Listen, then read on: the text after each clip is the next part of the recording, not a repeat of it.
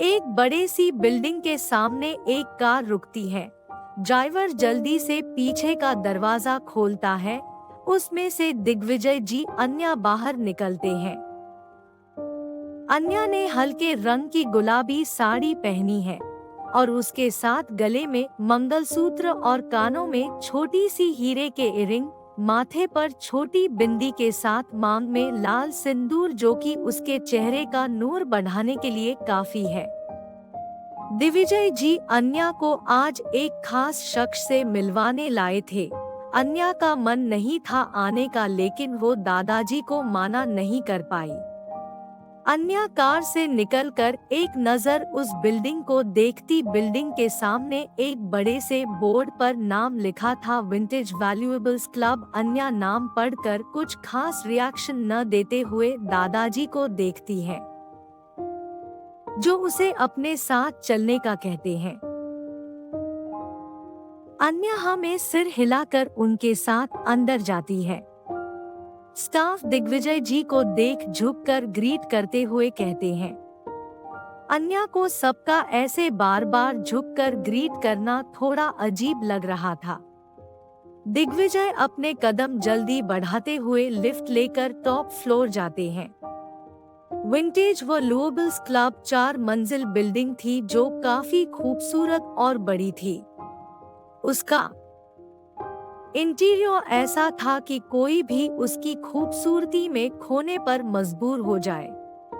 4th floor पर आते ही दिग्विजय जी एक बड़े से एरिया में अन्या को ले जाते हैं और वहां बैठे लोगों से कहते हैं, अब किसकी बुराई हो रही है।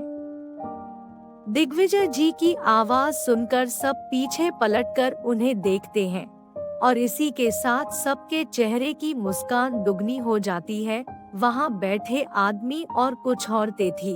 कपड़ों और पहनावे से कुछ बड़े घर के तो कुछ मध्यम परिवार के लग रहे थे। उनमें से एक आदमी दिग्विजय जी की बात सुनकर मजाकिया अंदाज में कहता है, अब तू आ गया है तो तेरी तो कर नहीं सकते। इतना बोल सब एक साथ हंसने लगते हैं। तभी सबकी नजर दिग्विजय जी के बगल में खड़ी अन्या पर जाती है तो सब उनके पास आते हुए कहते हैं, क्यों भाई दीनू, ये कौन है तेरे साथ? तू तो कभी किसी को यहाँ नहीं लाया। तो दीनू नाम सुनकर अन्या दिग्विजय जी का चेहरा देखने लगती है, क्योंकि जब भी रेहान उन्हें ऐसे बोलता था तो वो काफी गुस्सा होते थे, लेकिन आज उनके चेहरे पर कोई गुस्से के भाव नहीं थे। दिग्विजय जी सबकी बात सुनकर अन्या को देखकर मुस्कुराते हुए कहते हैं, मैंने कहा था ना, अगली बार अपने घर की रौनक को लेकर आऊंगा। तो ये है मेरी पोता बहू अन्या राय चौहान। दिग्विजय जी की बात सुनकर सब हैरानी से अन्या को देखकर कहते हैं, क्या तेरे पोते ने शादी कर ली? ये बात अब तक न्यूज में क्यों नहीं आई? और तो और तूने पार्टी भी नहीं दी, कब कैसे हुआ? किसी को अब तक इसकी खबर क्यों नहीं हुई? क्या तेरा पोता इसे भागा कर लाया है जो चुपचाप शादी करनी पड़ी? क्या तू परदादा बनने वाला है जो ऐसे बिना बताए शादी हुई? वहाँ खड़े सभी लोग एक के बाद एक सवाल पूछे जा रहे थे। सबके ऐसे सवाल सुन अन्या को काफी ज्यादा अनकंफर्टेबल कर रही थी। उसे बार बार रुद्र की बात याद आने लगी। अन्या का उदास चेहरा और भी उदास हो गया और वो धीरे से पीछे हट रही थी कि तभी भीड़ को चीरते हुए एक कर्कश लेकिन प्यारी आवाज आई, चुप हो जाओ सब। ये आवाज सुन सब पीछे मुड़कर देखते हैं तो एक लेडी जो करीब 70 साल की होंगी, बाल सफेद, चेहरे पर उम्र का तकाजा लेकिन चेहरे पर गजब का तेज, सिल्क की क्रीम कलर की साड़ी के साथ गले में मोतियों की माला। ये थी सियाता मेहता, मेहता परिवार की हेड और दिग्विजय जी की एक सबसे अच्छी दोस्त। वो अपनी पारखी नजरों से अन्या को देखते हुए उसके सामने खड़ी होकर मुस्कुराते हुए अन्या का गाल छूकर प्यार से कहती है, अरे भाई कब, क्या, कैसे हुआ? ये सब छोड़ो, देखो तो कितनी प्यारी बहू मिली है दिग्विजय को। आपका नाम क्या है बेटा? अन्या उनके ऐसा कहने पर हल्का मुस्कुराकर उनके पैर छूते हुए कहती है, अन्या सियाता जी को अन्या का नेचर पहली नजर में पसंद आ जाता है। वो प्यार से कहती है, बहुत प्यारा नाम है। आप इन सब की बातों का बुरा मत मानना, इनकी तो आदत है फालतू बातें करने की। सियाता के ऐसे कहने पर सबका मुंह बन जाता है। दिग्विजय जी के चेहरे पर प्राउड स्माइल आ जाती है। सियाता दिग्विजय जी को स्माइल करते देख कहती है, वैसे मान गए तुम्हारी बहू भी नंबर 1 थी और अब पोता बहू में भी नंबर 1 है। दिग्विजय जी रहस्यमय मुस्कान के साथ कहते हैं, तो फिर शर्त की बात मत भूल जाना। सियाता जी दिग्विजय जी को घूर कर देखती है, फिर अन्या को एक एक करके सबसे मिलवाती है। ये जगह एक क्लब थी, बिल्कुल अपने नाम विंटेज वैल्यूएबल्स क्लब के जैसी। यहाँ दिग्विजय जी के वो सारे साथी आया करते थे जो बचपन से जवानी तक उनके साथ ही रहे और वक्त और जिम्मेदारी में खुद के लिए समय नहीं मिला। इसलिए अब यहाँ सब इकट्ठा होते थे और बातों से साथ हर पल को जीते थे जो वो अपने जवानी में नहीं जी पाए। वितांगे वैल्यूएबल क्लब हाउस एक अलग दुनिया ही बन गई थी। कुछ लोग तो यहाँ रहते भी थे क्योंकि घर में वो सुकून नहीं था जो यहाँ मिलता था। अन्या खुशी खुशी सबसे मिलती है। सबको अन्या एक ही नजर में भा गई थी। सब दिग्विजय जी की तारीफ करते नहीं थक रहे थे। दिग्विजय जी भी अपना सीना चौड़ा करके सबको देख रहे थे। कुछ ही पल में सब आपस की बातों में मशगूल हो गए। सबने अन्या को अपनी पुराने दिनों की बातें बताई जिसे सुनकर अन्या कभी हंसती खिलखिलाती तो कभी मुस्कुरा देती थी। कुछ पल बाद अन्या क्लब देखने के लिए निकल गई, तभी अचानक से वो किसी से टकरा जाती है। अन्या अपनी नजर उठाकर जब सामने देखा तो सामने एक 26 से 27 साल की उम्र का लड़का अन्या को देखकर हल्का मुस्कुरा रहा था। वो लड़का दिखने में टॉल और हैंडसम था और उसकी आंखों में ऐसी कशिश थी जिसमें कोई भी लड़की डूब सकती थी। अन्या एक नजर उसे देखती है, फिर अपनी नजरें फेरकर सॉरी कहकर आगे चल देती है। वो लड़का अन्या को बस चुपचाप जाते हुए देखता रहता है। अन्या घूमते घूमते एक हॉल में आती है जहाँ ढेर सारे छोटे पौधे लगे थे। उस जगह को काफी खूबसूरती से सजाया हुआ था। ये जगह अन्या को काफी पसंद आती है क्योंकि उसे बचपन से नेचर से प्यार था। तभी उस क्लब का मैनेजर वहाँ आता है और अन्या को ऐसे घूमते देख काफी अदब से पूछता है, excuse me ma'am, can I have your name? Anya उसे देखकर नॉर्मली जवाब देती है। अन्या मैनेजर फिर से कहता है, okay ma'am, what about your surname? Manager Anya को नहीं जानता था और उसे ये भी नहीं पता था कि अन्या दिग्विजय जी के साथ आई है। वही अन्या मैनेजर का सवाल सुनकर सोच पड़ गई। उसे समझ नहीं आ रहा था कि वो क्या जवाब दे। रुद्र तो उसे अपनी वाइफ मनाता नहीं तो वो उसका सरनेम कैसे यूज कर सकती है। तभी उसके पीछे वही लड़का आकर खड़ा हो गया। वो मैनेजर को कुछ इशारा करते हुए उसे जाने का कहता है। मैनेजर उस लड़के को अच्छे से जानता था, इसलिए वो अन्या को देखकर पोलाइट वे में कहता है, sorry to disturb you ma'am, now you may explore the club. इतना बोलकर वो मैनेजर वहाँ से चला जाता है।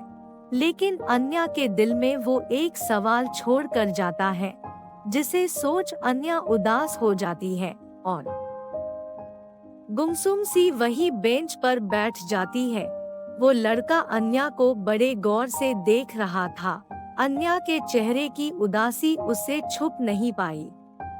वो कुछ सोचकर जल्दी से वहाँ से चला जाता है और 2 मिनट से कम समय में वापस आता है और अन्या से थोड़ी दूरी बनाते हुए वही बेंच पर बैठकर उसे एक कॉफी कप पास करता है।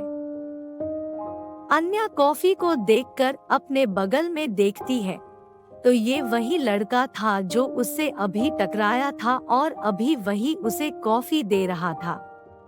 अन्या उससे असमंजस में ही देखते रहती है, तो वो लड़का उसकी तरफ स्माइल करते उससे कप लेने का इशारा करता है। अन्या कप ले लेती है।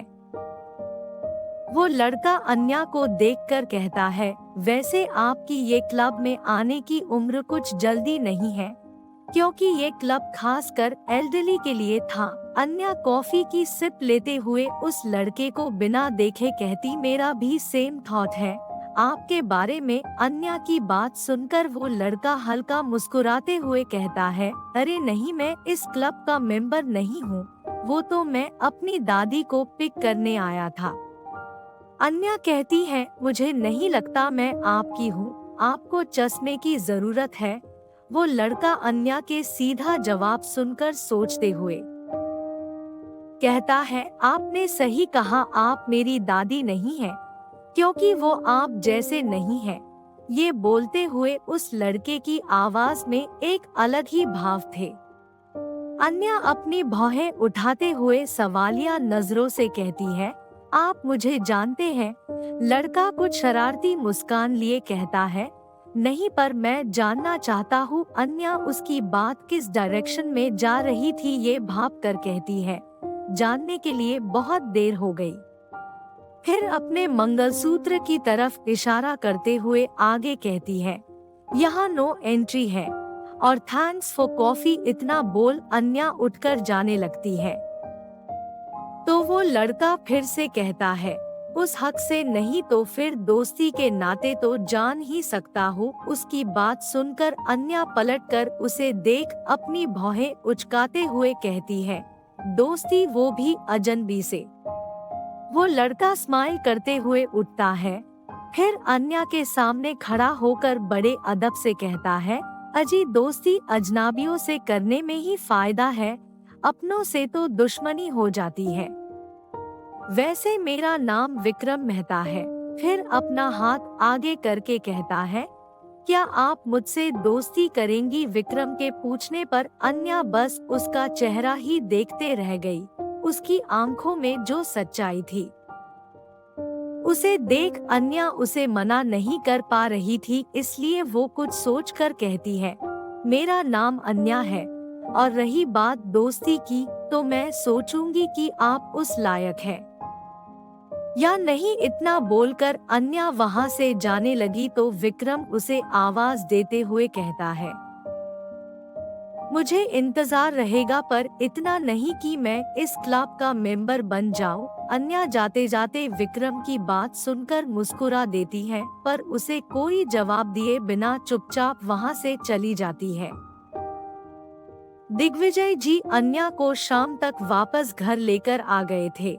वही विक्रम कार ड्राइव करते हुए भी अन्या के बारे में सोचकर मंद मंद मुस्कुरा रहा था। वही उसके बगल में बैठी उसकी दादी सियाता जी उसे काफी देर से नोटिस कर रही थी। वो अपने पोते की मुस्कान देखकर कहती है, क्या बात है, आज किसके ख्याल ने आपके चेहरे पर ऐसी मुस्कान बिखेर दी जो आपसे छुपाए नहीं छुप रही है। विक्रम अपनी दादी की बात सुन सकपका गया। वो खुद को नॉर्मल दिखाते हुए कहता है, किसी की भी तो नहीं दादी माँ, आप तो बेकार में ही इतना सोच रही हैं। सियाता जी विक्रम के चेहरे के भाव देखकर मुस्कुराती है, फिर अपना सिर सीट से टिकाते हुए अपनी आंखें बंद करके कहती है, दादी माँ हो आपकी, आपके हर सांस की खबर रहती है, मुझे ज्यादा दिन तक छुपा नहीं पाओगे। इतना बोलकर वो मुस्कुरा देती है। वही विक्रम अपनी दादी की बात सुन मन में कहता है, हाँ जनता हूँ, जेम्स बॉन्ड की नानी है, आपको सब पता रहता है, लेकिन अभी मुझे खुद को कुछ नहीं पता, तो आपको क्या बताऊं। इतना सोचते सोचते वो एक बार फिर अन्या के बारे में सोच मुस्कुरा देता है। वही अन्या घर आकर सबके लिए डिनर तैयार करती है। सबको अब अन्या की आदत हो गई थी, इसलिए सब अन्या के हाथ का बना खाना खाने पहुंच जाते हैं। अन्या ने ही नियम बनाया था कि डिनर और ब्रेकफास्ट सब साथ करेंगे। इसी बहाने पूरा परिवार साथ होगा, पर रुद्र अब तक ऑफिस से नहीं आया था। सब रुद्र के बिना ही डिनर करके अपने अपने कमरे में चले जाते नहीं। अन्या भी सब काम खत्म करके दादाजी को उनकी दवा देकर अपने कमरे में चली जाती नहीं। रात के 10 बजे रुद्र घर आता नहीं, लेकिन अंदर जाने की जगह वो बाहर गार्डन की ओर चला जाता नहीं और वहाँ बने एक छोटे से पिलर के पास खड़ा होकर अपने पॉकेट से सिगरेट निकाल उसे सुलगाते हुए उसके लंबे लंबे कश लेने लगता है। रुद्र के दिमाग में अब भी सुबह वाली अन्या की कही बात चल रही थी, जो उससे काफी बेचैन कर रही थी। उसे समझ नहीं आ रहा था कि आखिर उसे क्या होता जा रहा है। वो अपने दिल और दिमाग की जंग में घिरा हुआ था। तभी अभय की नजर अपने कमरे की बालकनी से रुद्र पर जाती है। वो रुद्र को देखकर उसके पास जाने के लिए नीचे आ जाता है। रुद्र अपने सोच में ही गुम था कि तभी अभय उसके हाथों से सिगरेट लेते हुए कहता है, क्या हुआ भाई, भाभी से लड़ाई हो गई क्या जो तू यहाँ खड़ा इस सिगरेट में खुद को जला रहा है। अन्या का नाम सुनकर रुद्र गुस्से में उसे घूरते हुए कहता है, वो मेरे कोई नहीं लगती, ना ही मुझे उससे कुछ फर्क पड़ता है। अभय सिगरेट को बुझाते हुए कहता है, हमें तो पता है वो क्या लगती है, और तुमको भी अब भाभी के होने से फर्क पड़ने लगा है। जितनी जल्दी ये बात अपने दिल को समझाएगा उतना बेहतर होगा।